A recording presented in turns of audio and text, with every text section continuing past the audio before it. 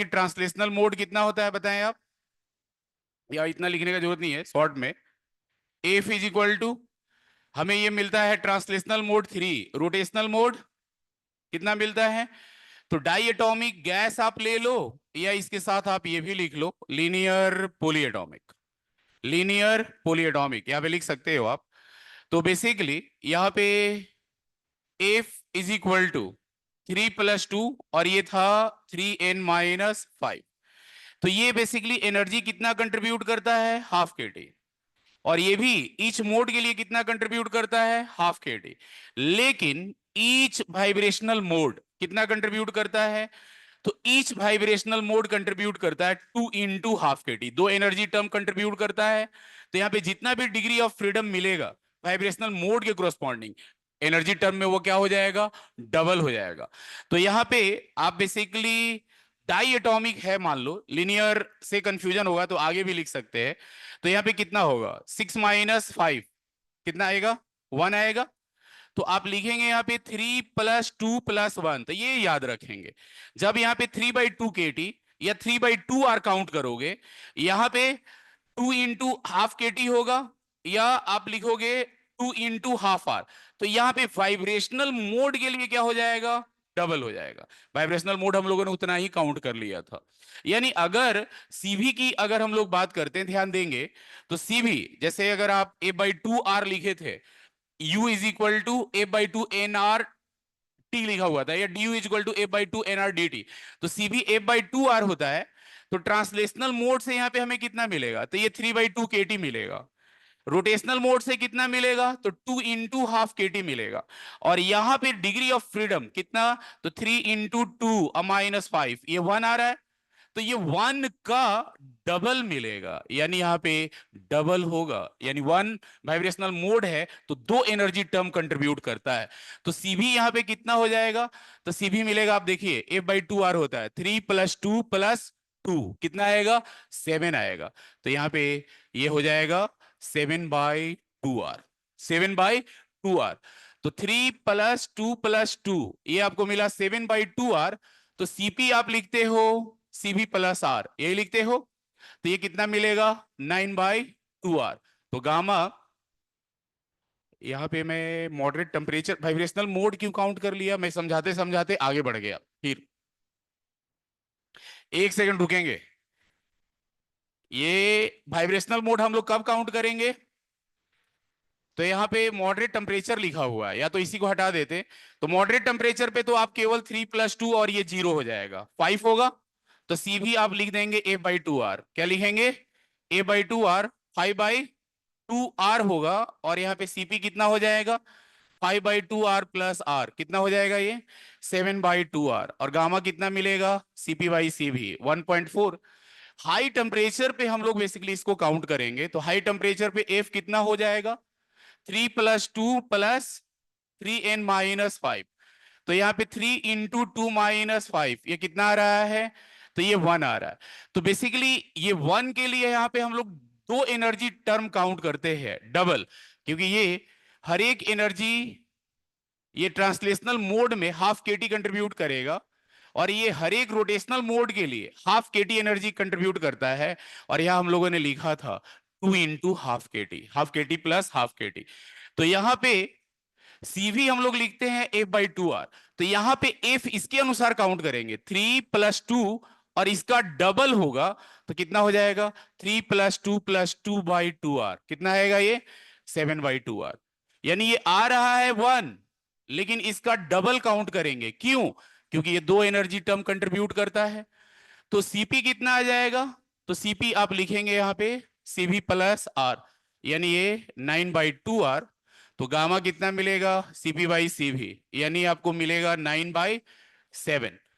अब अगर हम लोग ट्राई एटॉमिक की बात करते हैं, ट्राई एटॉमिक गैस, तो ट्राई एटॉमिक गैस में दो टर्म है, लीनियर और नॉन लीनियर। मान लो लीनियर की अगर हम लोग बात करते हैं, लाइक CO2 गैस, तो लीनियर है। तो मॉडरेट वाला तो हम लोगों को मालूम है कि जस्ट लाइक डाई एटॉमिक होगा। बोलो, ये मॉडरेट टेम्परेचर वाला दोबारा लिखने का तो जरूरत नहीं है, वो काम चल सकता है ना इससे। तो लीनियर की अगर आप बात करते हैं, मैं डायरेक्ट यहां पे लिख रहा हूं कि लीनियर अगर है तो मॉडरेट टेम्परेचर पे डिग्री ऑफ फ्रीडम 5 होगा, सीवी 5/2 आर, सीपी कितना होगा 7/2 आर होगा, तो गामा कितना हो जाएगा 1.4। लेकिन अगर ट्राई एटॉमिक गैस है और हाई टेम्परेचर पे हम लोग बात कर रहे हैं, तो हाई टेम्परेचर पे डिग्री ऑफ फ्रीडम 3+2 होगा, और यहां पे आप लिखेंगे 3n- कितना लिखेंगे आप बताएं। यहां पे ट्राई एटॉमिक है लेकिन लीनियर है, तो लीनियर है तो कितना लोगे यहां पे 3+2 3n-5 हो जाएगा, 3n-5। तो यहां पे कितना मिलेगा 3 × 3 - 5 कितना आएगा ये 4 आएगा, तो इसका डबल एनर्जी टर्म में काउंट करोगे डिग्री ऑफ फ्रीडम कितना होगा 3+2+4 कितना मिलेगा, तो डिग्री ऑफ फ्रीडम 9 मिलेगा, लेकिन ये डबल एनर्जी टर्म कंट्रीब्यूट करता है, डबल एनर्जी टर्म कंट्रीब्यूट करता है। तो सीवी आप जो F/2 R लिखते हो, तो यहां पे 3+2+4 है, तो 4 का दुगुना कितना होगा 8 होगा, और 8/2R लिखेंगे आप, कितना आएगा ये बताएं, ये 13/2R होगा। और सीपी हम लोगों ने ये पढ़ा है, मैं हाई टेम्परेचर पे लिखा हूं ट्राई एटॉमिक के लिए, तो सीपी यहां पे बेसिकली कितना हो जाएगा CV+R, तो ये मिलेगा 15/2R, तो इसका गामा कितना हो जाएगा, तो गामा मिलेगा 15/13, ये हटा सकते हैं। अगर नॉन लीनियर की अगर हम लोग बात करते हैं, नॉन लीनियर, तो नॉन लीनियर में आपको 3 रोटेशनल मोड मिलेगा, तो नॉन लीनियर है और ये ट्राई एटॉमिक है।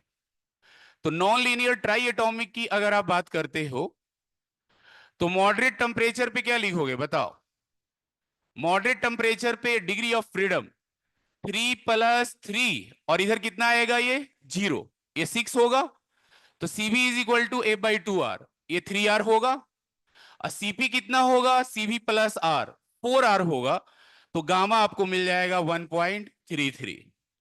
हाँ,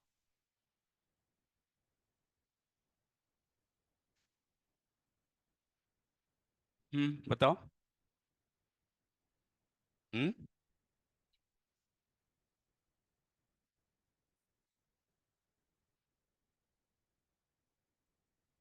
यहां पे डिग्री ऑफ फ्रीडम एक है, लेकिन ये 2 एनर्जी टर्म कंट्रीब्यूट करता है, half K T half K T, तो 4 है तो 4 नहीं डबल हो जाएगा 8। कुछ गड़बड़ है,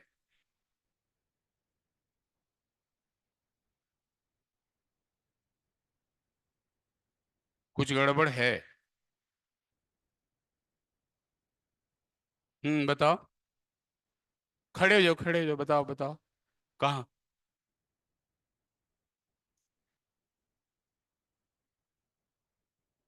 9 कहाँ लिखा हुआ है, यहाँ तो 13 लिखा है।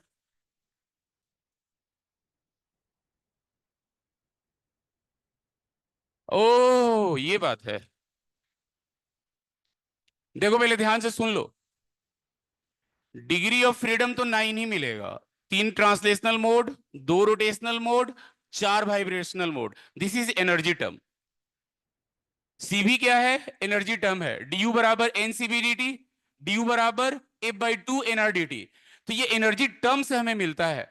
तो यहां पे ये एनर्जी टर्म को हम लोग डिस्क्राइब कर रहे हैं, ये 3/2R plus 2/2R plus 8/2R, ये सारे एनर्जी टर्म का समेशन है, सारे एनर्जी टर्म का समेशन है। चलो उसको भी लिख देता हूं, पहले इसको कंप्लीट कर लूं। तो यहां पे डिग्री ऑफ फ्रीडम कितना होगा, डिग्री ऑफ फ्रीडम 9 होगा, लेकिन ये एनर्जी का कंट्रीब्यूशन कितना करेगा डबल करेगा हाई टेम्परेचर पे, हाई टेम्परेचर पे।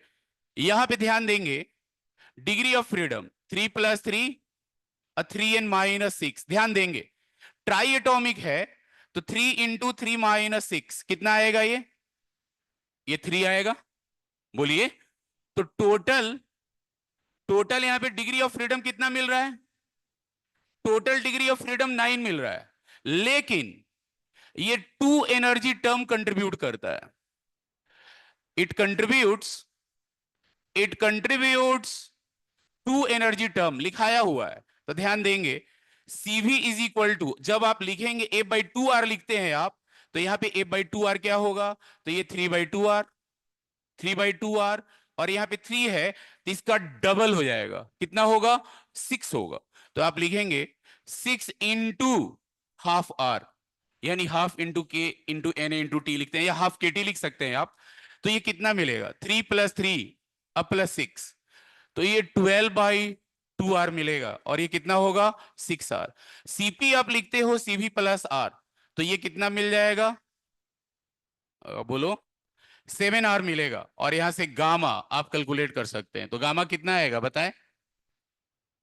तो यहाँ पे गामा आपको मिलेगा CP/CV, यानी 7r/6r, आप चेक कर सकते हैं। तो डिग्री ऑफ फ्रीडम यहाँ पे कितना मिलेगा बताएं।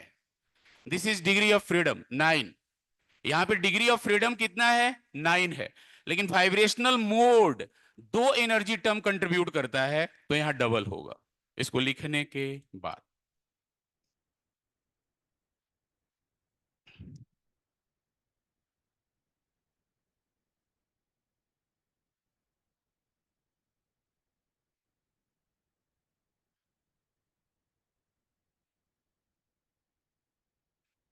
इसको हटा सकते हैं वाला, नहीं, लास्ट टाइम पे हम लोगों ने इसी को बराबर सम कर लिया था। A/2r में एनर्जी टर्म लिखा हुआ है पहले आपने कि वाइब्रेशनल मोड में each vibrational mode contributes to energy term half K T plus half K T, तो 2 एनर्जी टर्म कंट्रीब्यूट करता है, इसको हटाया जाए।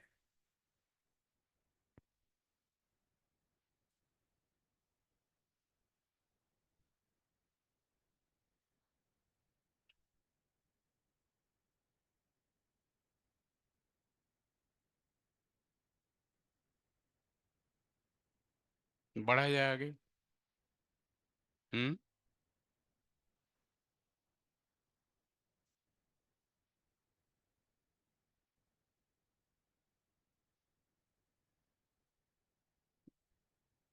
लीनियर पोलीएटॉमिक, लीनियर पोलीएटॉमिक में 2 होगा।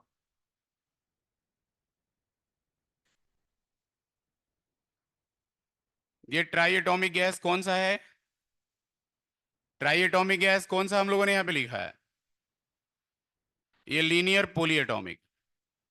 लीनियर पोलीएटॉमिक के लिए 2 लिखेंगे, रोटेशनल मोड, हटाया जाए इसको।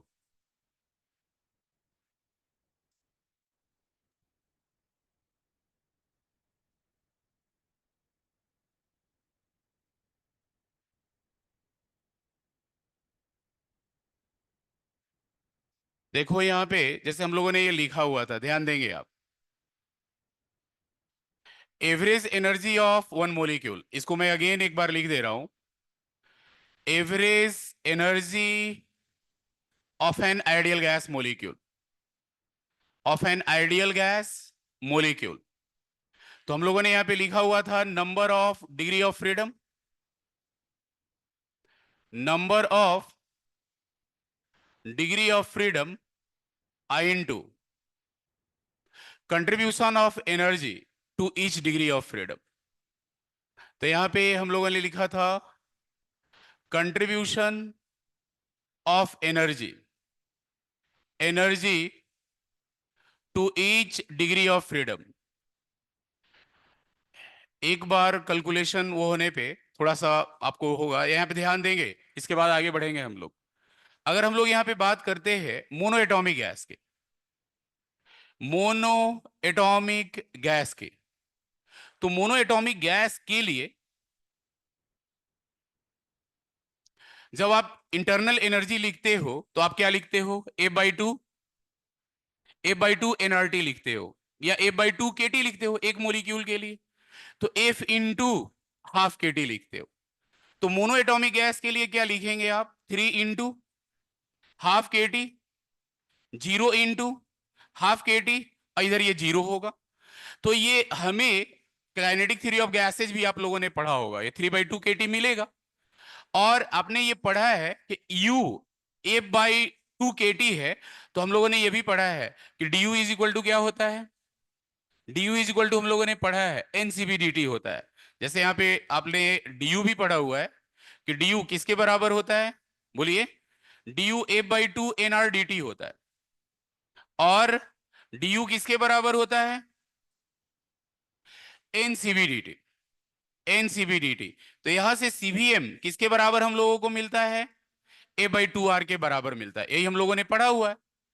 तो बेसिकली यहां पे सीवीएम की अगर आप बात करें तो ये कितना आएगा? 3/2R आएगा। अगर आप डाई एटॉमिक की बात करते हो, ध्यान दोगे, डाई एटॉमिक गैस की आप बात करते हो, मैं लीनियर पॉलीएटॉमिक नहीं लिख रहा हूं, डाई एटॉमिक गैस, तो आप लिखेंगे यहां पे U बराबर F into half K T, ध्यान देंगे। लेकिन अब यहां दो केस बन रहा है, तो मैं सारे केस को एक साथ लिख रहा हूं, मैं न लिख रहा हूं ना मॉडरेट और न लिख रहा हूं हाई टेम्परेचर, एक साथ। तो एक साथ अगर हम लोग लिखते हैं तो यहां पे आप लिखेंगे ट्रांसलेशनल मोड के लिए 3 into half K T, rotational mode के लिए 2 इंटू हाफ के टी, और वाइब्रेशनल मोड के लिए 3n-5 इंटू के टी, ये लिखा था। तो जब आप इसको ओपन करेंगे, सिमिलर रिलेशन लिखेंगे, तो 3+2 और 3n-5 इंटू 2 आई इंटू क्या आएगा? Half K T. तो आप देख सकते हैं कि यहां पे डबल आएगा, ये जितना भी वाइब्रेशनल मोड होगा उसका डबल यहां पे आ जाएगा जब आप वाइब्रेशनल मोड को काउंट करेंगे। कब? हाई टेम्परेचर पे दुगना हो जाएगा, बस यही ध्यान में आपको रखना है।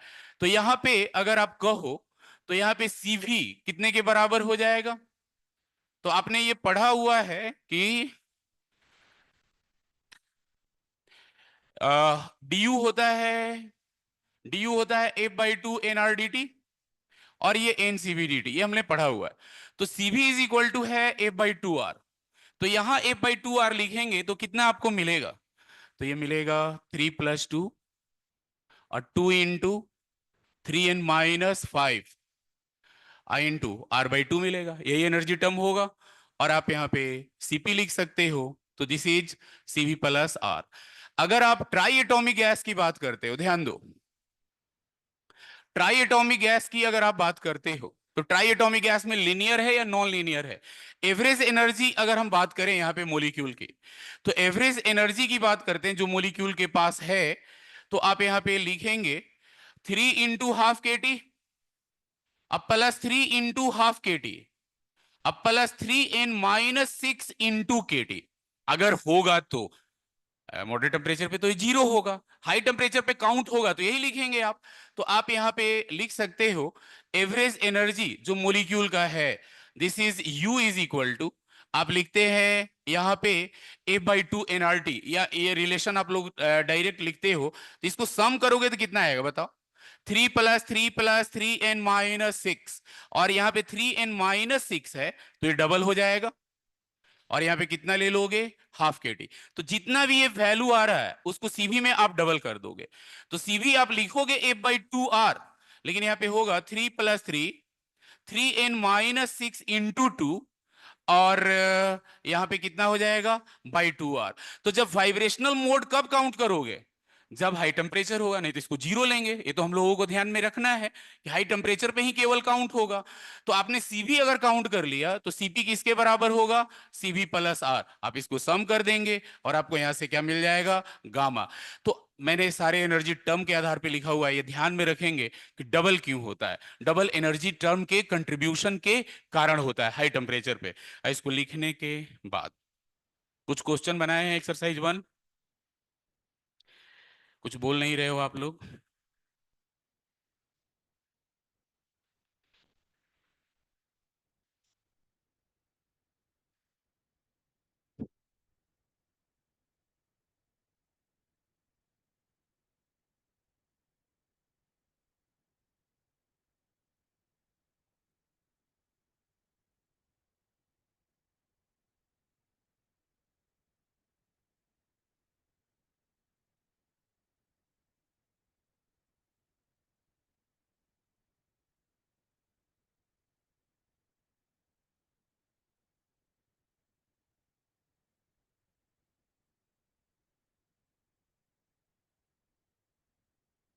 आगे बढ़ा जाए।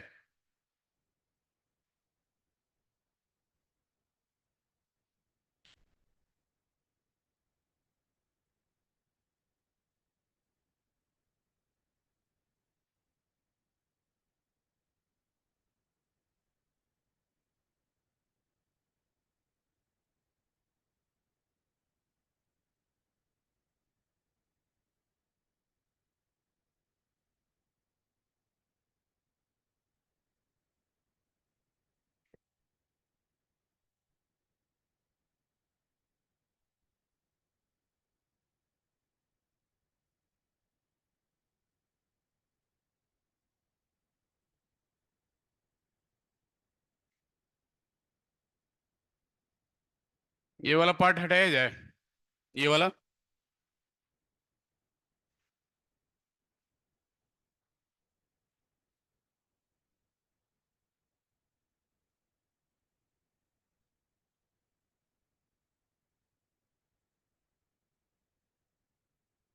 हम्म।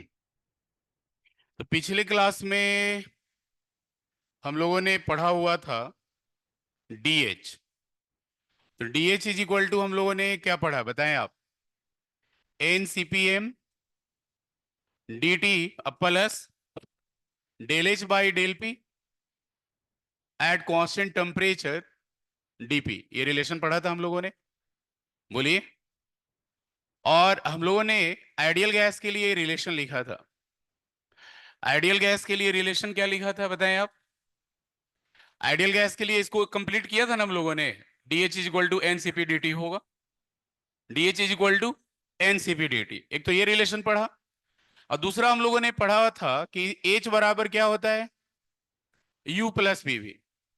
तो डीएच इज इक्वल टू आप क्या लिख सकते हो? D U plus D of PV लिखोगे आप। यानी डेल्टा एच बराबर del U plus del of PV, यानी डेल्टा एच बराबर del U plus P two V two minus P one V one. ये रिलेशन हम लोग यूज कर सकते हैं। तो ये फॉर्मूला हमें ध्यान में रहना चाहिए। दूसरा, इसको अगर एक्सटेंड करते हैं तो at constant pressure delta H किसके बराबर मिलेगा? डेल्टा एच बराबर डेल्टा यू अब प्लस, आप प्रेशर कॉमन लेंगे, पी वन और पी टू बराबर हो गया तो V two minus V one होगा। और एट कांस्टेंट वॉल्यूम की अगर हम लोग बात करते हैं तो at constant volume delta H बराबर डेल्टा यू अब प्लस यहां से वी वन और वी टू इक्वल होगा, तो क्या लिखेंगे आप? P two minus P one. ये रिलेशन हम लोग यूज कर सकते हैं। तो एट कांस्टेंट वॉल्यूम क्वेश्चन दिया हो या एट कांस्टेंट प्रेशर दिया हो, उसके करस्पॉन्डिंग हम लोग ये फॉर्मूला यूज कर सकते हैं। इसको लिखने के बाद एक एक्सरसाइज है, जैसे आपको यहाँ पे दिया हुआ है एक्सरसाइज 2। एक्सरसाइज 2 में सबसे पहले question number 10, page number 53। Exercise 2 part third question number 10। Exercise 2 part 3 question number 10, जल्दी से बताएं, उसके बाद आगे बढ़ते हैं।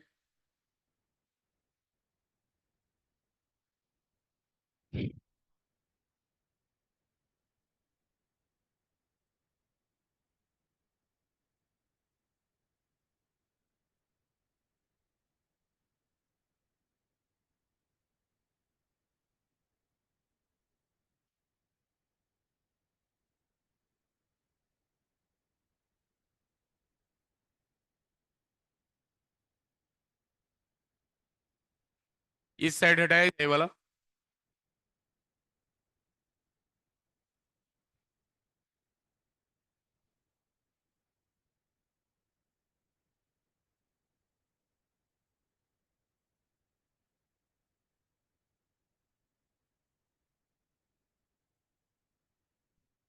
Exercise 2 part 3 question number 10 simple सा इस फॉर्मूला पे है, बताएं क्या आ रहा है।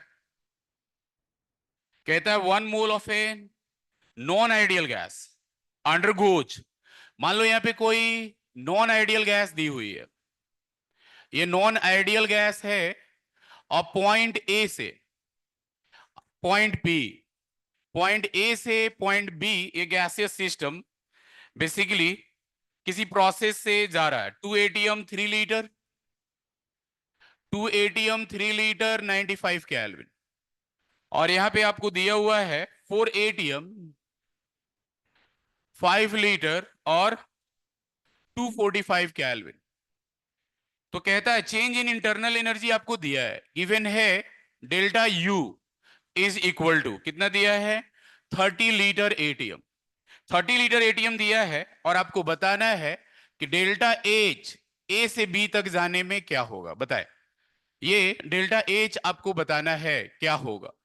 तो हम लोगों ने अभी ये फॉर्मूला लिखा हुआ है, since delta H is equal to क्या होता है? Delta U plus P two V two minus P1 V1 ये लिखा हुआ है। तो डेल्टा यू आपको दिया हुआ है, कितना दिया है? 30 लीटर एटीएम। P2 V2 कितना है बोलो? P2 V2 है 20 लीटर एटीएम। अब P1 V1 कितना दिया हुआ है? तो P1 V1 दिया हुआ है 6 लीटर एटीएम, तो 20 - 6 14 होगा। तो ये हम लोगों को मिलेगा 44 लीटर एटीएम। 44 litre ATM. इसको बनाने के बाद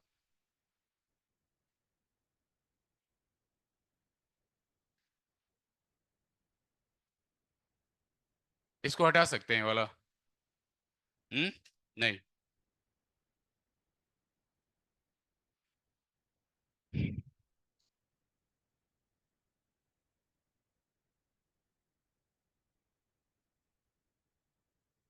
पिछले क्लास में कोई क्वेश्चन भी किया था हम लोगों ने इंथैल्पी।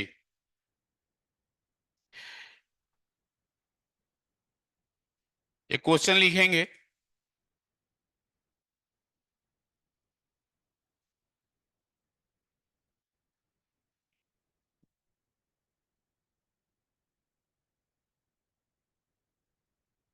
यहाँ पे दिया हुआ है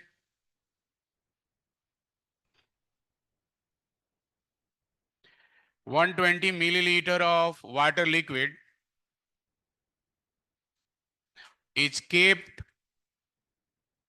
in an isolated container. Isolated container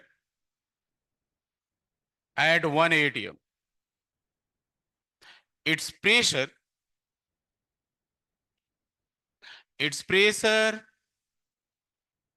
suddenly, its pressure suddenly, या आप कह सकते हो steeply increases to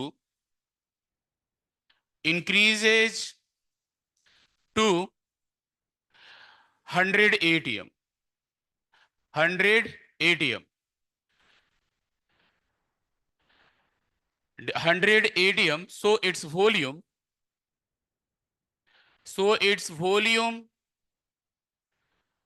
decreases to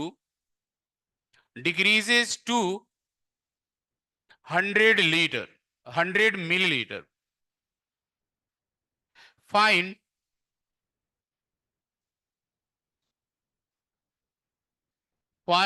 its delta U and delta H। बताएं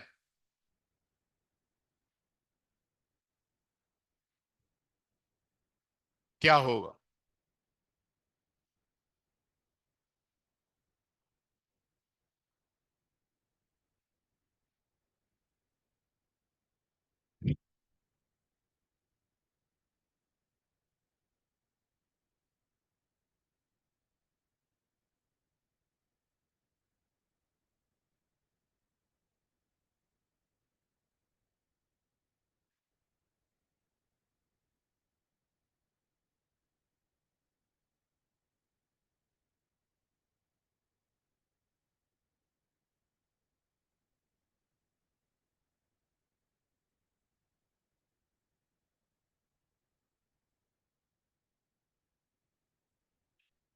क्या आ रहा है?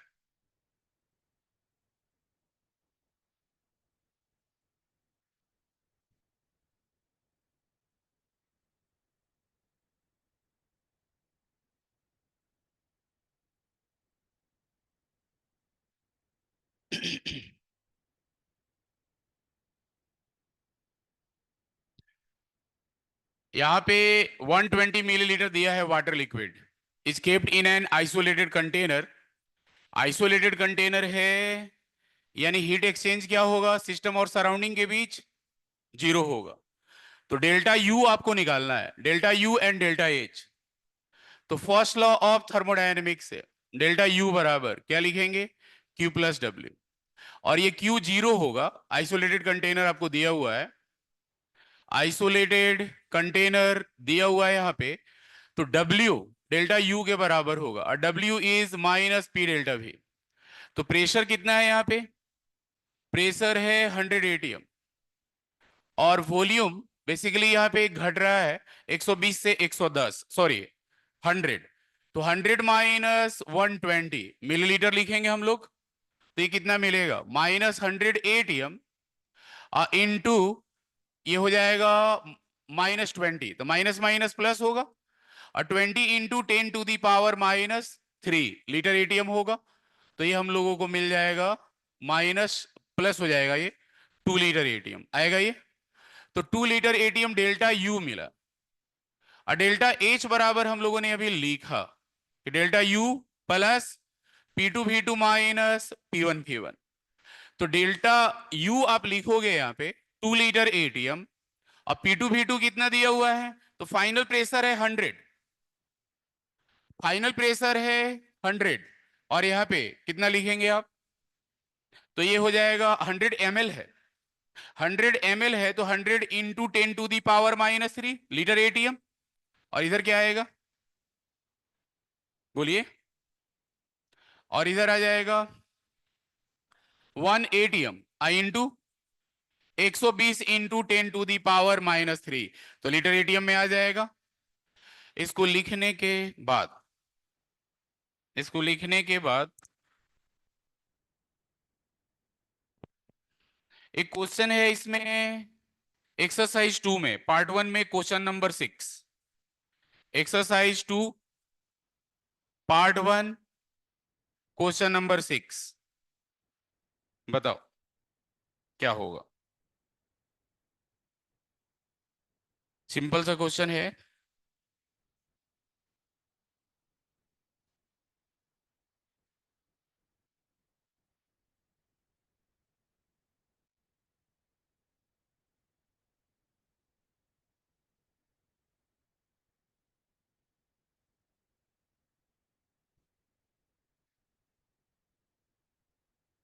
एक्सरसाइज 2 पार्ट 1 में क्वेश्चन नंबर 6,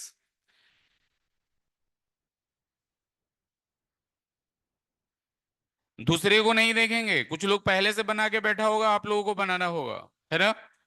तो बताएं, कहता है 50 litre of a certain liquid is confined in A piston system at the external pressure 100 ATM। This pressure is suddenly released, जो भी क्लैंप या जो भी प्रेशर सडनली रिलीज होता है, liquid is expanded against constant atmospheric pressure. यानी अब external pressure initial से फाइनल तक कितना रहा, तो ये आपको दिया है 10 ATM, तो प्रेशर 10 ATM है, लिक्विड अब कह रहा है कि volume of the liquid increases by 1 litre, पहले 50 लीटर था, अब 51 लीटर होगा। तो डेल्टा V आपको दिया है, तो वर्क डन सिंपल सा है, एक लाइन का है, इतना समय तो नहीं लगना चाहिए। W इज इक्वल टू क्या लिखेंगे आप यहाँ पे बताएं, सडन इंपल्सिव प्रोसेस हो रहा है, एक्सटर्नल प्रेशर कांस्टेंट है, तो आप लिखेंगे माइनस P डेल्टा V।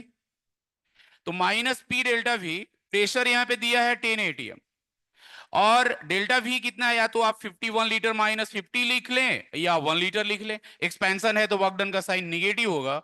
और यहाँ पे मैग्नीट्यूड आपसे पूछा है कि मैग्नीट्यूड कितना होगा, तो यहाँ पे 50 लीटर दिया हुआ है, this pressure is suddenly released and liquid is expanded against constant atmospheric pressure, volume of the liquid increases by 1 liter and final pressure on the liquid is 10 ATM।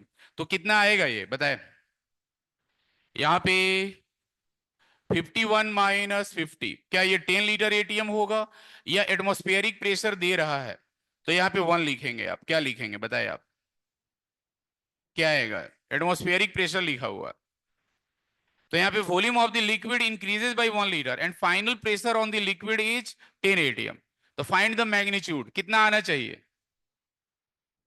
External pressure atmospheric pressure लिखा है, तो 1 ATM आप लेंगे, कितना लेंगे 1 ATM, ये ध्यान में रखेंगे। इनिशियल से फाइनल तक जाने में, इनिशियल से फाइनल तक जाने में, तो यहाँ पे कितना आ रहा है, इसका मैग्नीट्यूड कितना होगा, तो इसका मैग्नीट्यूड, यानी यहाँ पे मैग्नीट्यूड की अगर हम लोग बात करते हैं, तो मैग्नीट्यूड आपको यहाँ पे मिल जाएगा 1 लीटर ATM, यानी 100 ATM इनिशियली दिया हुआ है, 100 ATM से ये यहां तक बेसिकली एक्सपैंड हुआ, तो एक्सटर्नल प्रेशर क्या रहा, इसमें एटमॉस्फेरिक प्रेशर आपको दिया हुआ है, और एटमॉस्फेरिक प्रेशर बेसिकली 1 एटीएम के क्रोस्पॉन्डिंग। अब फाइनल प्रेशर यहां पे यहां से यहां तक जा रहा है, लेकिन फाइनल प्रेशर कितना रखा है? फाइनल प्रेशर रखा है 10 एटीएम, लेकिन एक्सपेंशन हो रहा है 1 एटीएम के क्रोस्पॉन्डिंग, तो 1 लेंगे। क्या दे रहा आंसर? हाँ, बोलिए।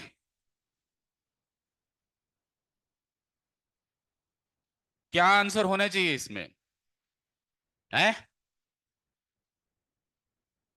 वर्क डन का?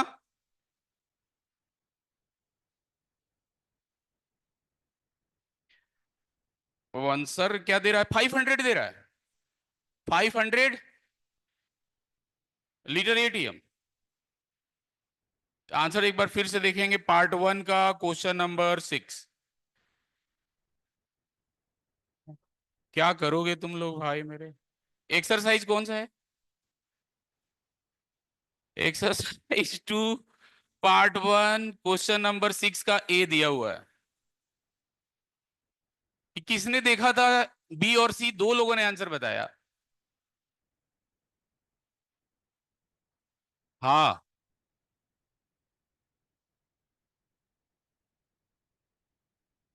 ये किताब।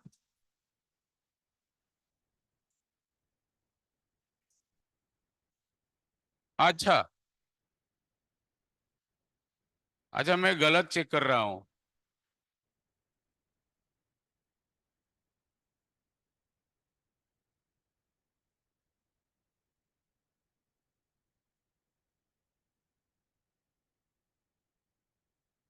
आप प्लीज, आप जिसको आंसर नहीं देखने आता है उसको थोड़ा ध्यान देना पड़ेगा।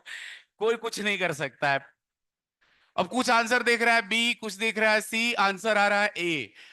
तो ये आंसर ए होगा। और मुझे भी दोबारा देखना पड़ गया कि भाई आंसर 500 क्यों आ रहा है, मैंने क्या। तो ये आंसर आपको फर्स्ट लॉ ऑफ थर्मोडायनेमिक्स का क्वेश्चन है, तो फर्स्ट लॉ ऑफ थर्मोडायनेमिक्स में देखना है, थर्मोकेमिस्ट्री में नहीं देखना है। थर्मोकेमिस्ट्री, मुझे वही लगा। अच्छा चलो कोई बात नहीं, किताब को हटा देते हैं। किताब को हटा देते हैं। हे भगवान।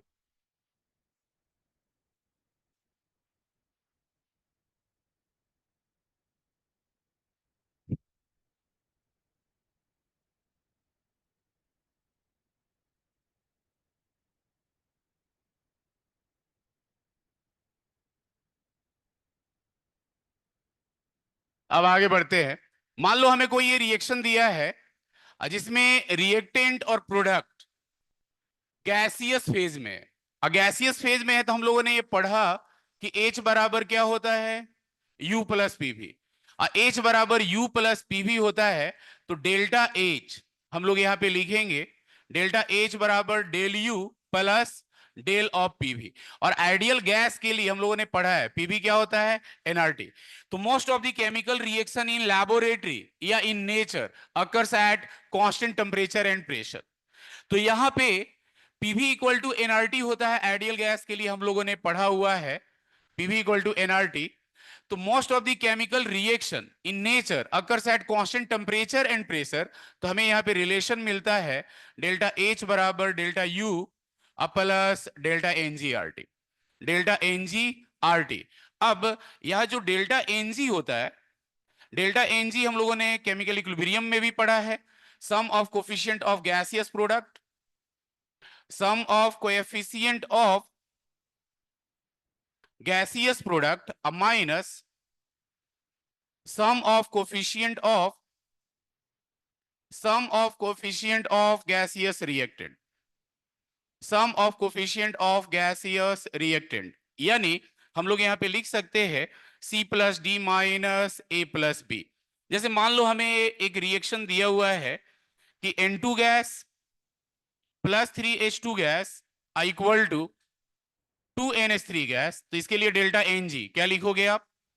तो delta N G is equal to 2 - 1 + 3 कितना आएगा? -2 आएगा। ये हटा सकते हैं ये वाला। तो जैसे इंथैल्पी हम लोग यहाँ पे डिस्कस कर रहे हैं, तो इंथैल्पी से रिलेटेड जैसे हम लोग यहाँ पे एक क्वेश्चन है कि which of the following relation which of the following relation is correct? Which of the following relation is correct? आपको बताना है फॉर रिएक्शन। रिएक्शन आपको दिया है N2 gas plus 3H2 gas I is equal to 2NH3, और option A delta H is equal to delta U, delta H less than delta U, option C delta H greater than delta U, delta H greater than delta U, और D can not predicted, इसको predict नहीं किया जा सकता है। तो आपको relation मालूम है कि डेल्टा H बराबर delta U plus delta NGRT। आप बताएं, इसमें सिंपल सा क्वेश्चन है। एक रिएक्शन हमें यहां पे दिया हुआ है, यही reaction for reaction N2 gas plus 3H2 gas equal to 2NH3 gas at 300 Kelvin. Find delta H minus delta U for given reaction। आपको बताना है कितना होगा। तो यहां पे डेल्टा एनजी अभी हम लोगों ने कैलकुलेट किया, तो डेल्टा एनजी कितना है बताएं आप? 2 minus 1 plus 3, this is equal to -2। और हम लोगों ने पढ़ा डेल्टा एच बराबर delta U plus delta NGRT, यानी delta H is equal to delta U -2RT। तो डेल्टा यू में से एक टर्म घट रहा है, तो डेल्टा यू छोटा होगा। बोलिए। तो आप यहां पे बोल सकते हैं कि मैग्नीट्यूड जो अगर आप बात करें यहां पे delta U will be less than delta H. कुछ गड़बड़? अरे एक सेकंड, एक सेकंड, एक second. Delta H less than क्या होगा? डेल्टा यू से घट रहा है। अब ठीक है, चलो इसमें बता दो।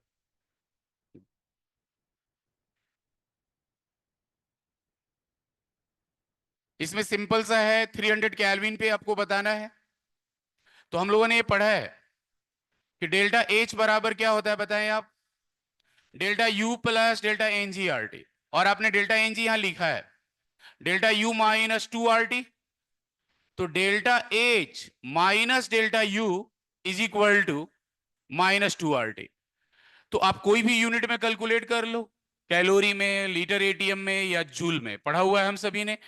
तो जूल में हम लोग यहां पे लिख सकते हैं -2 25/3 जूल पर मोल पर केल्विन, अ temperature 300 kelvin. Kelvin cancel out होगा, और यहां से आप रिपोर्ट कर सकते हैं मोल कैंसिल आउट होगा, तो ये आपको जूल पर मोल के रिस्पेक्ट में आप बता सकते हैं, ये हटाया जाए वाला नहीं। ठीक, लिखो।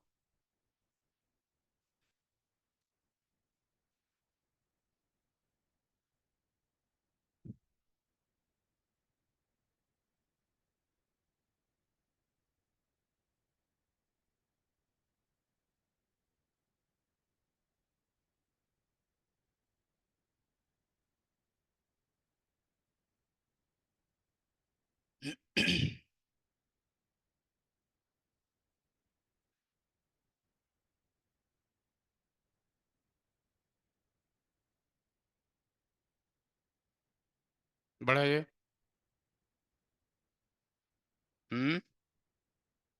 पक्का? ये वाला जल्दी लिखो, जल्दी लिखो।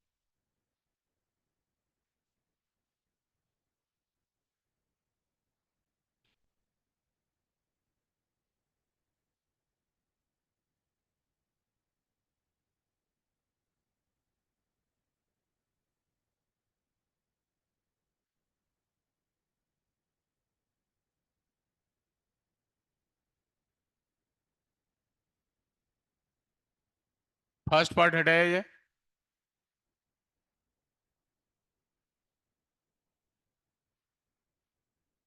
जैसे मान लो हमें कोई एक जनरल रिएक्शन दिया हुआ है, क्वेश्चन में दिया रहता है, क्वेश्चन में हमें मान लो ये कोई जनरल रिएक्शन दिया है, A plus BB equal to CC gas plus DD gas. इस रिएक्शन के लिए डेल्टा एच आपको दिया हुआ होगा, जो भी वैल्यू दिया हुआ हो। तो ये जो डेल्टा एच दिया रहता है, डेल्टा एच जो यहां पे गिवन है, तो ये दिया हुआ है for A mole of capital A, या for B mole of capital B. यानी रिएक्शन में small A mole capital A का खर्च होगा, तो बेसिकली इंथैल्पी चेंज की जो भी दिया हुआ होगा X, delta H is equal to, मान लो यहाँ पे एक्स कुछ दिया हुआ है, तो डेल्टा एच एक्स जो दिया हुआ है, जब कैपिटल ए कितना खर्च होगा ए मोल, या कैपिटल बी कितना खर्च होगा बी मोल, या सी की अगर आप बात करते हो तो ये सी मोल खर्च होगा, सी मोल ऑफ सी, या आप कह सकते हो for D mole of capital D. तो कभी कभी क्वेश्चन में होता यूं है कि मोलर कोफिशिएंट अलग होता है और हमें अलग मोल दे देता है क्वेश्चन में कि इतने मोल अगर ये रिएक्ट करता है या प्रोडक्ट बनता है तो डेल्टा एच बताओ, डेल्टा यू बताओ, ये दिया हुआ होता है हम लोगों को। तो यहां पे हम लोग डेल्टा एच पढ़ रहे। अब यहां पे फर्दर अगर डेल्टा एच बराबर del U plus del V की बात करते हो, तो डेल यू अगर मान लो किसी रिएक्शन में आपको दिया हुआ हो, किसी रिएक्शन में डेल यू दिया हुआ हो, अगर डेल यू गिवन हो सपोज वाई, तो आप इस रिएक्शन के लिए आप कह सकते हो ये ए मोल ऑफ कैपिटल ए के लिए दिया हुआ होगा, for A mole of capital A, या B mole of capital B, या C mole of capital C, या D mole of capital D, या D mole of capital D. इसको हटा सकते हैं ये वाला, ठीक है।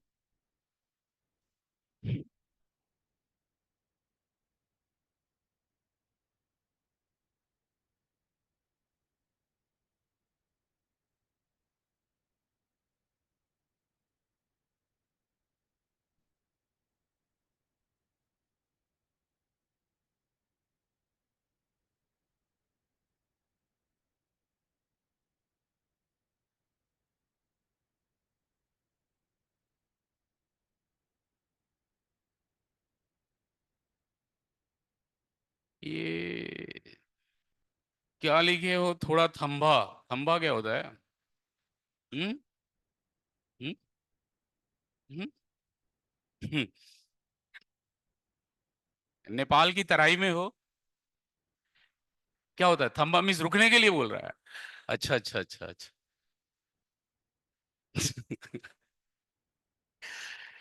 आराम करना चाहता है। ये वाला हटाया जाए, ये वाला पार्ट।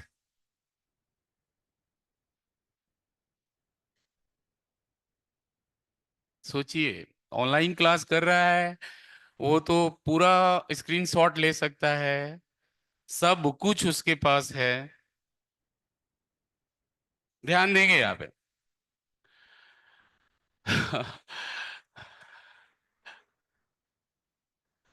जैसे यहाँ नाइट्रोजन गैस रिएक्ट कर रहा है 3 मोल हाइड्रोजन गैस के साथ, और ये बना रहा है 2 मोल अमोनिया गैस। ये रिएक्शन हमें दिया हुआ है, और इस रिएक्शन के लिए डेल्टा एच सपोज यहाँ पे हम लोगों को दिया हुआ है, delta H is equal to -100 kilo calorie, इस रिएक्शन के लिए दिया हुआ। कहता है when 3 mole of nitrogen gas reacts in above reaction, then find delta U. Delta U क्या होगा बताएं? ये हटा सकते हैं ये वाला।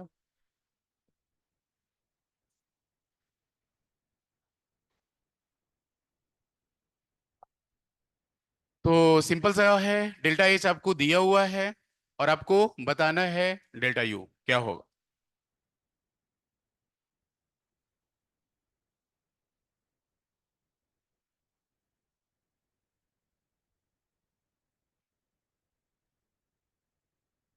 आगे बढ़ा जाए? नहीं, ये सबसे अच्छी बात है। हाँ, ठीक है।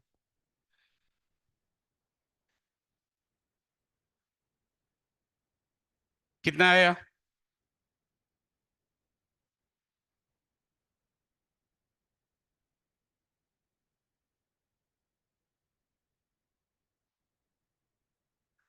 अगर यहाँ पे डेल्टा एन जी वाला रिलेशन आप देखें, हम लोगों ने ये पढ़ा है कि सिंस डेल्टा एच बराबर डेल्टा यू अब plus delta N G R T, तो एक मोल नाइट्रोजन जब रिएक्ट कर रहा है तो डेल्टा एच कितना दिया हुआ है?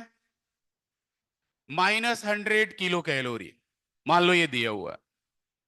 तो ये delta U plus delta N G, delta N G 2 - 4, ये लिखेंगे आप 2 - 4, और आर का वैल्यू 1.987 या अप्रोक्स 2 कैलोरी पर मोल पर कैलविन पढ़ा हुआ है हम लोगों ने। और यहां पे टेम्परेचर नहीं दिया है तो 27 डिग्री सेंटीग्रेड रूम टेम्परेचर लेंगे, 300 कैलविन। तो आप कितना लिखेंगे यहां पे बताएं? 300 कैलविन होगा। तो 300 कैलविन होगा, कैलविन कैंसिल आउट होगा और ये मोल कैंसिल आउट होगा, तो आपको ये कितना मिला, डेल्टा यू कितना मिलेगा? -100, और इधर यहां पे आपको -2 -4 -1200 ये आएगा ना, तो इधर मिलेगा +1200। अब +1200 आपको मिल रहा है, और इधर किलो कैलोरी है और ये कैलोरी है, तो किलो कैलोरी लिखेंगे तो 1000 से डिवाइड करेंगे यहां पे, तो ये हमें डेल्टा यू मिला, यानी -100 अब +1.2, ये किलो कैलोरी मिल रहा है। तो डेल्टा यू जो आया, ये आप कह सकते हो this is for 1 mole of nitrogen. ये डेल्टा यू किसके लिए हम लोगों ने कैलकुलेट किया? इस डेल्टा एच के आधार पे, फॉर 1 मोल ऑफ नाइट्रोजन, या आप कह सकते हो फॉर 3 मोल ऑफ हाइड्रोजन, या आप कह सकते हो फॉर 2 मोल ऑफ अमोनिया। यानी क्वेश्चन में आप देख सकते हैं कि 1 मोल नाइट्रोजन के लिए इतना डेल्टा यू आ रहा है, 3 मोल रिएक्ट करता तो 3 मोल रिएक्ट करेगा तो ये तो कांस्टेंट हो जाएगा ना, ये तो फिक्स होगा, ये तो चेंज नहीं होगा। तो 3 मोल रिएक्ट करेगा तो कितना होगा?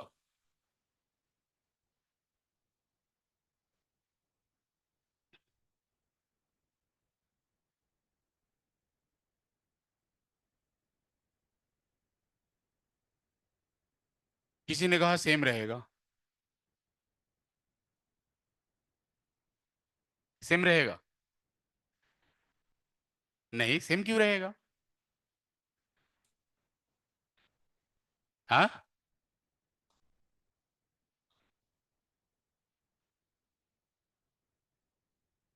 पर मोल नहीं है, 3 मोल है।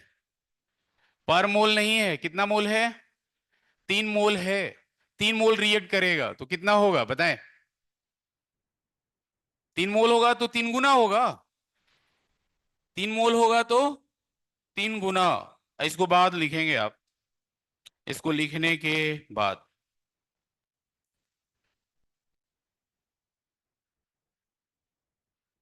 3 मोल होगा तो 3 गुना होगा। एक क्वेश्चन लिखेंगे इसको लिखने के बाद, जितना मोल होगा, ये मोल क्यों एनालाइज किया गया था, 1 मोल के लिए उतना आ रहा है तो 3 मोल रिएक्ट होगा तो कितना हो जाएगा?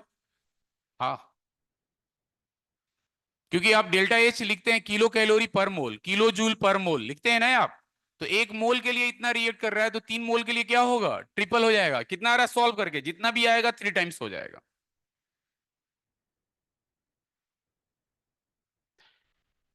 जितना भी आ रहा है वो 3 मोल के लिए 3 गुना हो जाएगा। इसको लिखने के बाद लिखेंगे, बोला जाए तो यहाँ पे मान लीजिए क्वेश्चन आपको दिया हुआ है, यहाँ पे क्वेश्चन हम लोगों को दिया है कि 42 gram of nitrogen, 42 gram of nitrogen reacts with 30 gram of hydrogen gas and produces NH3।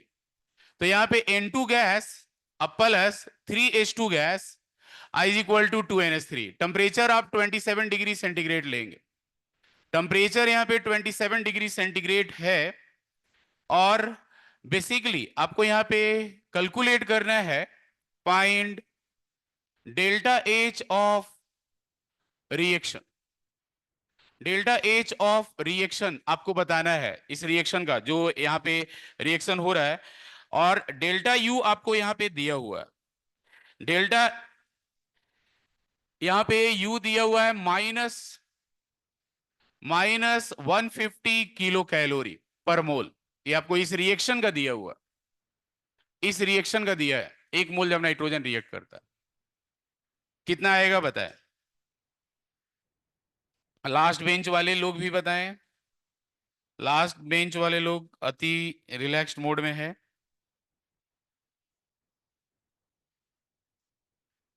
हाँ, आंसर निकालने के बाद आप खुश हो सकते हो।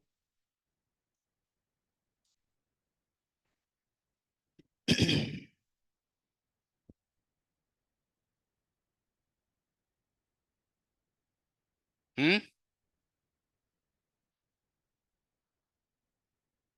तो ये तो अभी हम लोगों ने लिखा था कि डेल्टा एच बराबर क्या होता है, डेल्टा यू अब प्लस डेल्टा एनजीआरटी, ये लिखा है हम लोगों ने। और यहां पे आप लिखेंगे डेल्टा यू -2 RT। तो डेल्टा यू तो आपको यहां पे दिया हुआ है, डेल्टा एच बताना है। तो delta H is equal to आप लिखेंगे -150 किलो कैलोरी, -150 किलो कैलोरी। अब यहां पे ये -2, आर का वैल्यू आप लिख सकते हो 2 कैलोरी पर मोल पर केल्विन, और टेम्परेचर 300 केल्विन, ये कैंसिल आउट होगा, कितना मिलेगा। अभी आप ध्यान देंगे यहाँ किलो कैलोरी है और ये कैलोरी है, तो आप लिखेंगे -150 किलो कैलोरी, और ये हम लोगों को मिलेगा 1200। तो 1200 यानी 1.2 किलो कैलोरी मिलेगा, ये मिलेगा। तो 1.2 किलो कैलोरी पर मोल मिल रहा है, यानी आप यहां लिख सकते हैं -151.2। तो ये किलो कैलोरी ये मिला किसके लिए, फॉर 1 मोल ऑफ नाइट्रोजन, पर मोल ऑफ नाइट्रोजन। नाइट्रोजन यहां पे कितना रिएक्ट कर रहा है आप बताएं। तो आपने लिमिटिंग रिएजेंट का कंसेप्ट पढ़ा हुआ है कि यहां पे नाइट्रोजन 42 ग्राम है। अब 42 ग्राम है, तो हम लोग यहां पे लिख सकते हैं 42/28, 3/2 1.5 मोल, और ये आपको मिल जाएगा 30/2 15 मोल मिलेगा। तो आप मोल बाई कोफिशियंट लेंगे, 1.5/1 इक्वेशन बैलेंस्ड है। अब 15/3, तो ये 5 आ रहा है, ये 1.5, तो ये लिमिटिंग रिएजेंट होगा। तो 1.5 मोल के लिए कितना आएगा, 1.5 मल्टीप्लाई कर देंगे, तो 1.5 आप मल्टीप्लाई कर दो, डेल्टा एच आपको मिल जाएगा। तो डेल्टा एच यहां पे कितना आएगा, तो फॉर 1.5 मोल ऑफ नाइट्रोजन, तो आप यहां पे डेल्टा एच लिखेंगे -151.2 इंटू 1.5 किलो कैलोरी। और ये लिखने के बाद एक्सरसाइज 2 पार्ट 1 का क्वेश्चन नंबर 5 थोड़ा सा देखेंगे। एक्सरसाइज 2 पार्ट 1 का क्वेश्चन नंबर 5।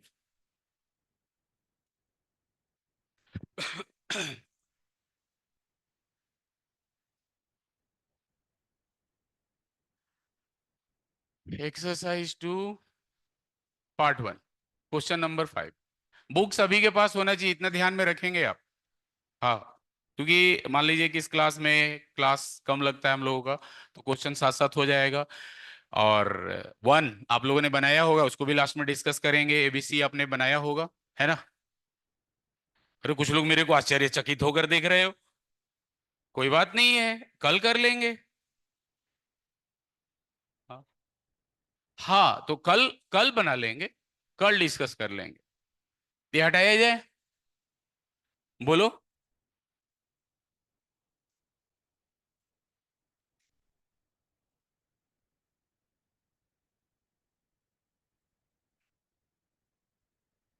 क्या आ रहा है इसमें, कोई व्यक्ति, या इसको छोड़ दिया जाए, कल ही के लिए छोड़ दिया जाए, है, छोड़ दिया जाए इसको, है ना।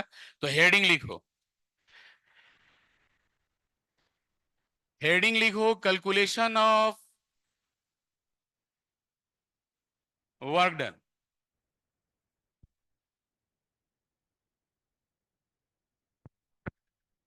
For ideal gas system undergoing in different thermodynamic process. calculation of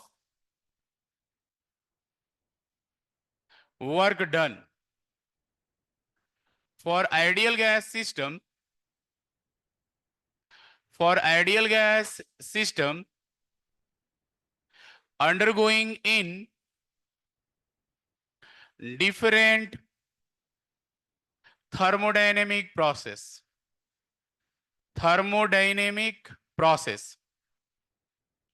पहला, रिवर्जिबल आइसोथर्मल एक्सपेंशन। तो अभी तक हम लोगों ने इंट्रोडक्टरी पार्ट पढ़ा है, जहां पे हमने पढ़ा work done, heat, delta U, delta H का फॉर्मूला सीखा, वर्क डन कैलकुलेट करना सीखा, डेल्टा यू सीखा, डेल्टा एच सीखा एंड क्यू। रिवर्जिबल प्रोसेस में हम लोगों ने सीखा है कि बेसिकली हर एक मोमेंट पे सिस्टम अपने सराउंडिंग के साथ थर्मोडायनेमिक इक्विलिब्रियम में होता है, यानी P external is equal to P internal. P internal basically ideal gas system है, तो P external is equal to आप क्या लिखेंगे, P आइडियल गैस। ये आपको ध्यान में होना चाहिए। कोई भी गैस हो सकती है, इन जनरल कॉमन वे में हमने हेडिंग लिखा है यहाँ पे आइडियल गैस सिस्टम, इसलिए मैंने आइडियल लिखा है। नॉन आइडियल गैस भी हो सकती है। आइसोथर्मल की अगर हम लोग बात करते हैं तो टेम्परेचर यहाँ कांस्टेंट होगा और एक्सपेंशन है तो V final greater than V initial. जैसे यहाँ पे कोई मान लो सिलेंडर पिस्टन असेंबली है और इस सिलेंडर पिस्टन असेंबली में कोई गैसियस सिस्टम है और ये initial state of thermodynamic equilibrium में, pressure PI, volume VI, temperature TI। इस पे कलेक्शन ऑफ ये सैंड पार्टिकल है। अब सैंड पार्टिकल को एक एक करके हम लोग हटाएंगे कैपिटल M मास का, तो ये धीरे धीरे वेरी स्लो रेट से इनिशियल से फाइनल की ओर क्या होगी, एक्सपैंड होगी, गैसियस सिस्टम एक्सपैंड होगी। तो बेसिकली इनफाइनाइट टाइम में आप कह सकते हो कि यहां पे इनिशियली सिलेंडर पिस्टन असेंबली या gaseous system is in thermodynamic equilibrium. ये मैंने ये लिखा है कि आपके दिमाग में ये होना चाहिए कि अगर रिवर्जिबल है तो हर मोमेंट पे प्रेशर डिफाइन होगा, वेरिएबल होगा, और हर एक मोमेंट पे एक्सटर्नल और इंटरनल प्रेशर क्या होगा, बराबर होगा। इसी का हमें यूज करना है वर्क डन में। आप यहां कह सकते हो कि इनिशियली गैसियस सिस्टम, कुछ लोग लगातार बात करते हैं, क्लास से बाहर भी जा सकते हैं, क्लास के इनसाइड है तो ध्यान देना होगा, नहीं तो आउटसाइड, क्योंकि यहां दिक्कत होता है कभी कभार। तो initially gaseous system is in, आप बातचीत करें बोर्ड तक आवाज नहीं आना चाहिए, पहला कंडीशन। दूसरा, बहुत अति प्रिय बात हो तो क्लास से बाहर चले जाए, है कि नहीं, हम लोगों को डिस्टर्ब नहीं करना चाहिए। कभी कभार चलता है, किसी को कंटिन्यूअस लगातार बात करना है, तो ये नदी का किनारा तो है नहीं, ये तो क्लास है। तो initially gaseous system is in thermodynamic equilibrium, और ये थर्मोडायनेमिक इक्विलिब्रियम में है। और अगर यहां पे हम लोग सैंड पार्टिकल को रिमूव करते, if we remove sand particle, one by one, sand particle one by one, then system moves from initial state,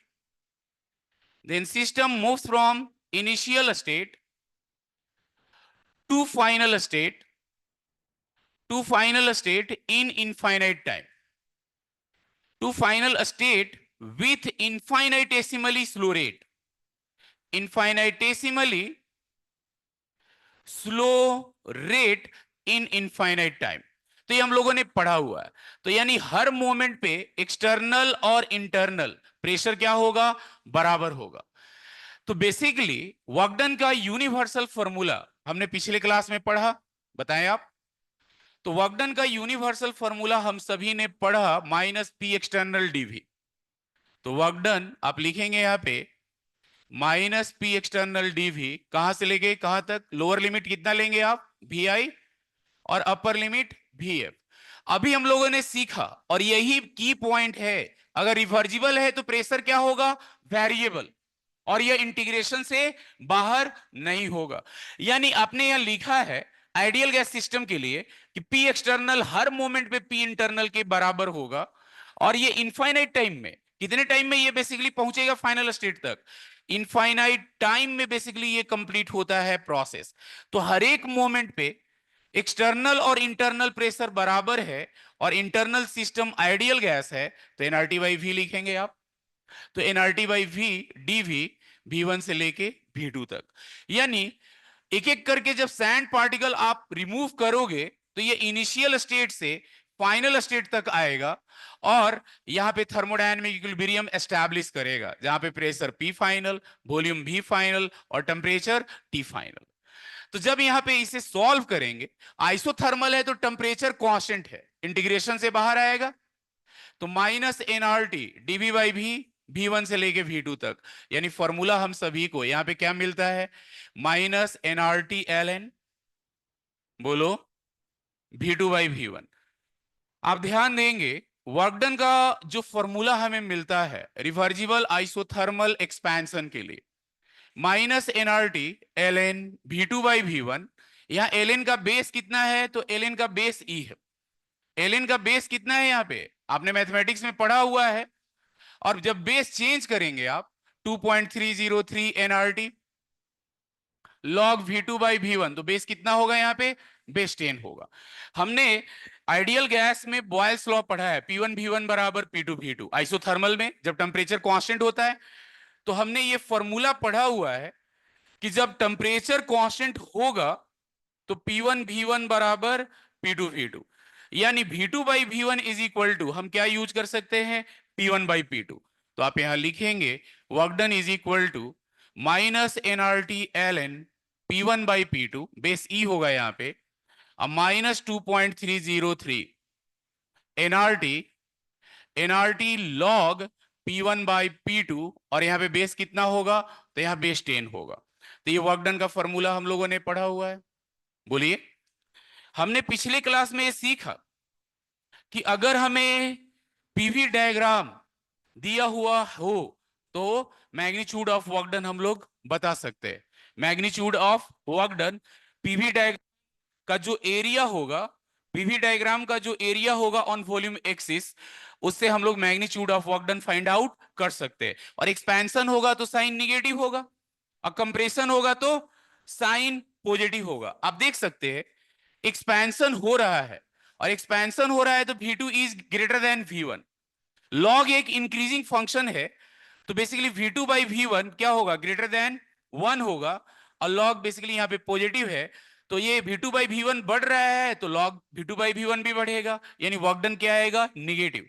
तो यहां पे sign of work done automatically comes negative. Sign of work done आप कह सकते हैं कि automatically mathematics से आपको मिलेगा, ऑटोमेटिकली कम्स निगेटिव, यानी यहां पे आपको ज्यादा चिंता करने का जरूरत नहीं है। रिवर्जिबल प्रोसेस है, हम लोगों ने नोट लिखा था कि in reversible process pressure of gaseous system will be defined at every stage of the process, so we can plot pressure versus volume diagram for it, ये लिखा हुआ था नोट। तो रिवर्जिबल प्रोसेस में हर एक मोमेंट पे थर्मोडायनेमिक इक्विलिब्रियम में रहता है सिस्टम, हर एक मोमेंट पे प्रेशर डिफाइन होता है, तो यहाँ पे पीवी डायग्राम हम लोग प्लॉट कर सकते हैं रिवर्जिबल प्रोसेस के लिए, किसी भी रिवर्जिबल प्रोसेस के लिए। तो यहाँ पे नेक्स्ट आप लिख सकते हैं कि in reversible process pressure of gaseous system, pressure of gaseous system will be defined at every stage of the process,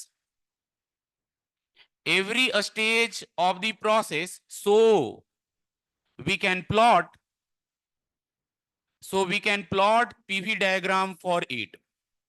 और आपने ये डायग्राम शुरुआत में ही प्लॉट किया है या आपने गैसियस स्टेट में पढ़ा है, रेक्टेंगुलर हाइपरबोला आइसोथर्मल के लिए, ये हटा सकते हैं वाला। हम्म तो यहाँ पे पीवी डायग्राम की अगर आप बात करते हो तो pressure versus volume diagram, reversible isothermal expansion हो रहा है, और ये ग्राफ हम लोगों ने 2-3 बार पढ़ा हुआ है। एक तो यहां भी पढ़ा था आइसोथर्मल में, और गैस स्टेट में भी आप लोगों ने पढ़ा होगा चैप्टर, जब आप वहां पे गैस स्टेट, आइडियल गैस और रियल गैस आपने पढ़ा होगा। तो ये हमें रेक्टेंगुलर हाइपरबोला मिलता है। इस पूरे कर्व पे टेम्परेचर क्या होता है? कांस्टेंट होता है। और ये इनिशियल से फाइनल तक गैस, आइडियल गैस एक्सपैंड हो रही है। तो यहाँ पे वी फाइनल है ये, और ये बेसिकली वी इनिशियल है। तो इसका जो सैडेड एरिया होगा, वो सैडेड एरिया हमें क्या दे देगा? यहाँ पे जो भी ये सैडेड पार्ट है, ये हमें देगा मैग्नीट्यूड ऑफ वर्क डन। पहले भी लिखा था हम लोगों ने, यानी मैग्नीट्यूड ऑफ वर्क डन यहां पे क्या मिलेगा बताएं आप? तो मैग्नीट्यूड ऑफ वर्क डन की अगर आप बात करते हैं, तो area under PV diagram, area under PV diagram, और ये हमें मिल रहा है on volume axis, on volume axis. तो वर्क डन का ये मैग्नीट्यूड हुआ, और एक्सपेंशन हो रहा है तो साइन क्या होगा? तो साइन ऑफ डब्ल्यू क्या होगा? निगेटिव होगा। एक क्वेश्चन लिखेंगे, देखिए क्लास में ग्लूकोन डी लेके बैठना है, मेरे क्लास में है कि नहीं? थकना मना है, मना है। लिखने के बाद क्वेश्चन, देखो तुम लोग इंजीनियर बनने वाले हो, मैं केवल ग्लूकोन डी की बात कर रहा हूं, है ना? तो ये क्वेश्चन लिखोगे आप। 2 mole of an ideal gas, 2 mole of an ideal gas expands reversibly and isothermally from 5 atm to 3 atm. 2 mole of an ideal gas expands reversibly and isothermally 5 atm to 3 atm at 27 degrees centigrade. Find Q, W, delta U and delta H, और हर किसी को बताना है।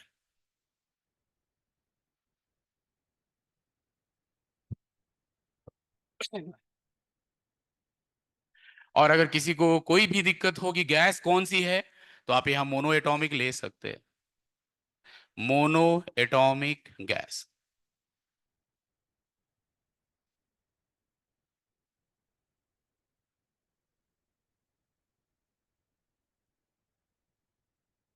आज double class था?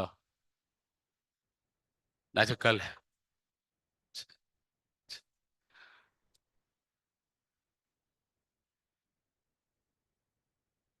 बढ़ा जाए आगे।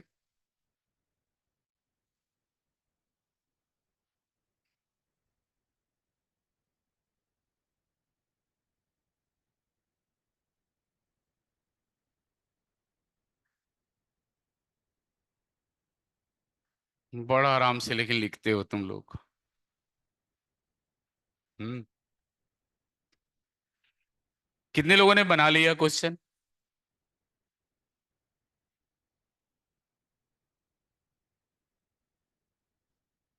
ठीक है, कोई बात नहीं, कोई बात। मैं रुका हुआ हूं।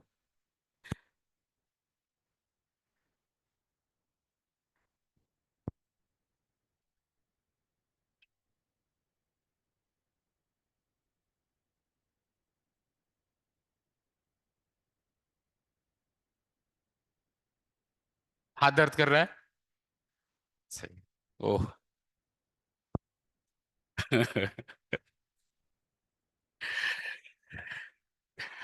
ज्यादा लिख लिया सब, है ना? सुबह से लिख रहा है ना, 8 बजे से लिख रहा है।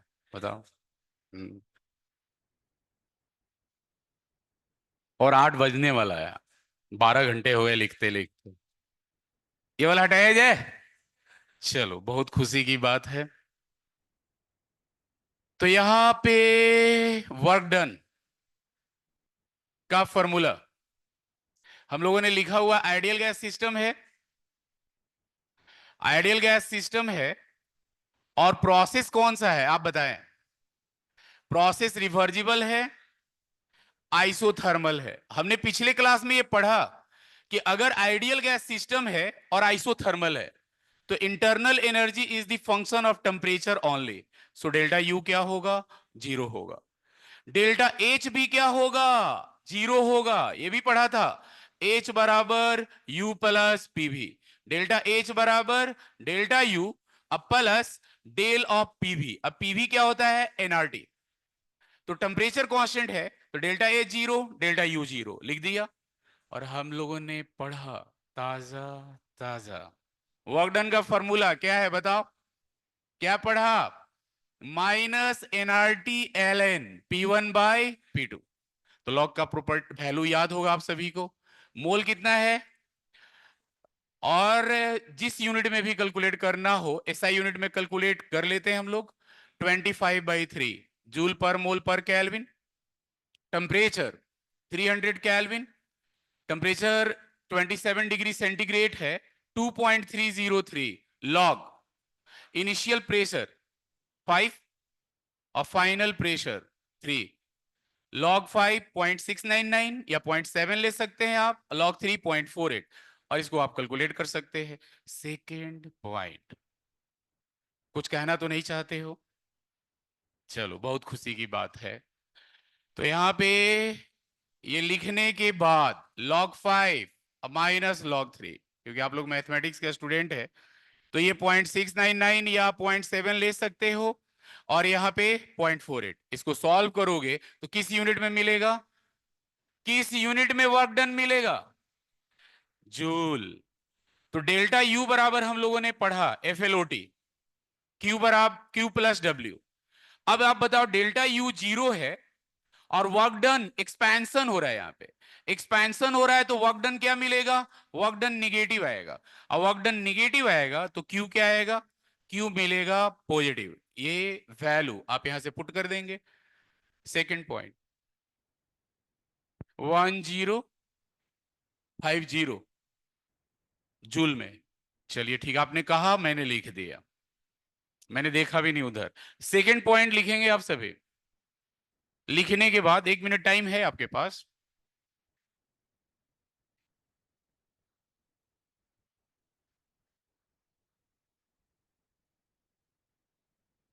देखो गुना भाग आपको करना है कैलकुलेशन। आप लोग इसको चेक कर लेना। लोगों पे पक्का विश्वास है। हर व्यक्ति का आंसर अलग आना चाहिए। इक्वल नहीं आना चाहिए, अलग आना चाहिए। और मैंने एक ने बोला मैंने लिख दिया। तो ये आप खुद चेक कर लेना इसको लिखने के बाद। नहीं मैं पहली बार नहीं बोल रहा हूं। आंसर अभी देखे ना बुकलेट से देख के आंसर बताया ए बी और सी। अब मेरा दिमाग फ्यूज हो गया आखिर हुआ क्या इसमें। सब अलग अलग एक्सरसाइज का देख रहा था आंसर। ये हटाया जाए?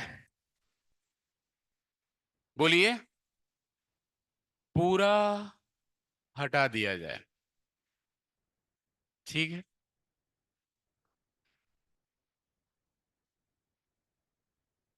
तो सेकंड पॉइंट आप लिखोगे इरिवर्जिबल। देखो बेल लगेगा मैं छोड़ दूंगा, मैं ज्यादा नहीं पढ़ाता हूं। सच्चाई है मैं एक्स्ट्रा नहीं पढ़ाता। जो टाइम मिला है उतना ही पढ़ाता हूं। इरिवर्जिबल आइसोथर्मल एक्सपेंशन। एक बात बताओ इरिवर्जिबल में हमने बहुत कुछ लिखा। एक पन्ना लिखा है, एक पेज। लेकिन एक लाइन याद होना चाहिए। इरिवर्जिबल रियल प्रोसेस है। और यहां पे सिस्टम एक पॉइंट से दूसरे point, initial state of thermodynamic equilibrium से final state of thermodynamic equilibrium जाता है अगेंस्ट कांस्टेंट एक्सटर्नल प्रेशर। इसी का जरूरत हमें मैथमेटिकल फॉर्म में बेसिकली हर बार होगा। तो एक्सटर्नल प्रेशर हमें याद रहना चाहिए। This is constant. ये हम लोगों ने सीखा है। और आइसोथर्मल की अगर आप बात करते हैं तो टेम्परेचर कांस्टेंट होगा। एक्सपेंशन है V final greater than V initial. अब यहां मान लो एक कंटेनर में ये सिलेंडर पिस्टन असेंबली है, कोई आइडियल गैस सिस्टम है। और ये आइडियल गैस सिस्टम एक सिलेंडर पिस्टन असेंबली में है इस पे एक ब्लॉक रखा हुआ है m मास का, और ये initial state of thermodynamic equilibrium में है। इसका चलो आज इतना ही रखते हैं।